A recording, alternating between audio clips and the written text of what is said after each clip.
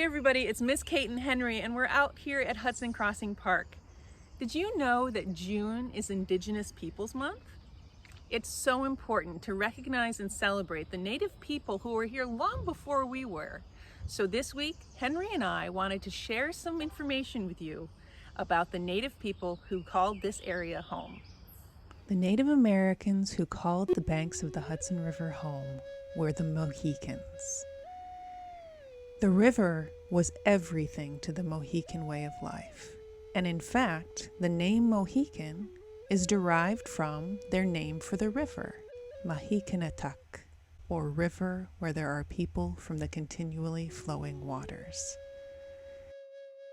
They had a wonderful life here along the river, with plenty of animals to hunt and trap, fish to eat, fresh water, and of course rich soil to grow crops, which they called the Three Sisters.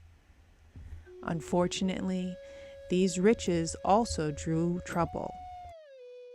The peaceful Mohicans soon found themselves at war with their neighbors the Mohawks and the newcomers, the European settlers, who wanted all that the river could provide for themselves. While the Mohicans fought to preserve their way of life, another battle was brewing on the horizon. The Revolutionary War divided the Native Americans in our area even further. While the Iroquois Confederacy voted to stay out of the war altogether, the Mohicans, who, as part of the Algonquin tribe, were not part of the Confederacy, chose to fight on the side of the Patriots in the War for American Independence. Hendrik Opumut was a Mohican historian and diplomat, and he was also an American Revolutionary War captain. He urged the Mohicans and other indigenous peoples to, quote, rise up against the redcoats, that they may not do as they please with this big island. Let us humble them.